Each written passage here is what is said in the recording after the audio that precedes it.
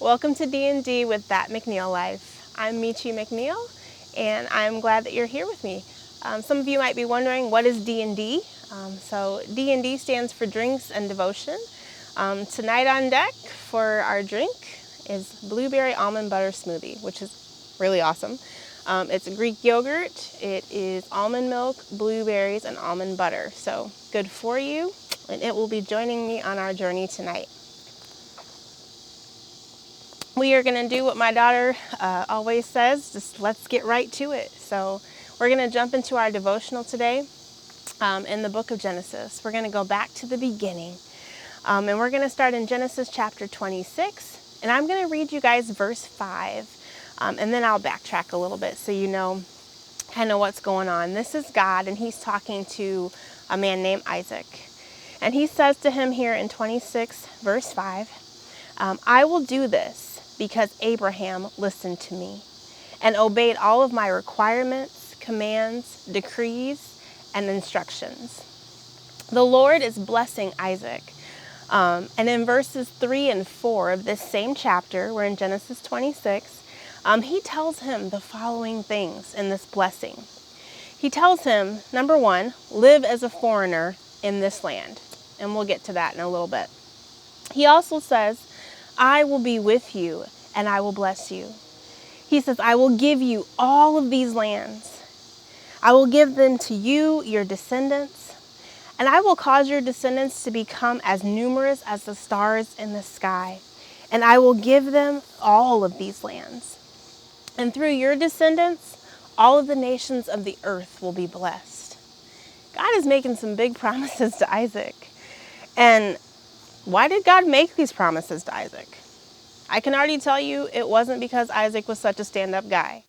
In this same chapter, 2 verses later, Isaac is lying. He is lying about his wife Rebecca, saying that she's his sister so that nobody will kill him trying to get to her because she's so pretty. So it wasn't because he was such a stand-up guy. God tells us in verse 5 exactly why he's giving Isaac this blessing. He says, I will do this because Abraham, your father, listened to me and he obeyed all of my requirements, commands, decrees, and instructions. So these blessings had nothing to do with anything that Isaac himself had done. God was keeping his covenant, his promise to Abraham by blessing his son Isaac. Now think about this. You and I can receive blessings from God, not on our own merit, but because God is honoring promises that he made to our ancestors. What if Abraham had listened, but not obeyed? That man would have destroyed God's blessing on his family for generations to come. So think about the weight of obedience in this context. Your obedience doesn't just affect you. It also affects your children, their children, and all of your descendants to come after you. So when you think about it like that, maybe it might change how you look at some of the things that God is asking of you. But anyway, back to our story. So in Genesis 26, verse 12, it says that Isaac planted his crops that year, and he harvested 100 times more grains than he planted because the Lord blessed him. He planted a seed, and God gave him 100 times more than what he planted, all because he was honoring that promise that he made to Isaac's father. In verse 13, it said that Isaac became a very rich man, and his wealth continued to grow. He acquired so much that other people started to get jealous of him. We'll call those people, these Philistines, haters. If you've ever had anyone in your own life who can't stand to see you be successful, then you understand exactly where Isaac was. These are those people that have those snide comments, telling you what you can't do, what you're not good at, speaking curses over you and about you. We all know and have these kind of people lurking in our life. And Isaac's haters were so jealous that they went and they filled up all of Isaac's wells with dirt. You'll find that in verse 15. Sabotage. Like they did this on purpose, out of spite.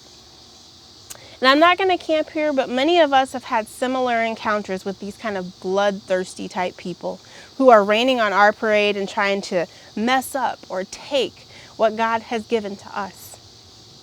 Finally, in verse 16, Abimelech is the Philistine king. He comes and he tells Isaac, hey, you got to go. He told him, you need to leave our country because you've become too powerful. Say what? I think it's interesting that somebody else noticed Isaac's power before Isaac noticed it. I'm not going to say much, but y'all think about that for a minute. That's a whole nother message, though. I digress. Anyway, Isaac has been told by Abimelech, you got to leave. And so he does. He goes to a place called Gerar Valley. I might be saying that wrong, but it's Gerar.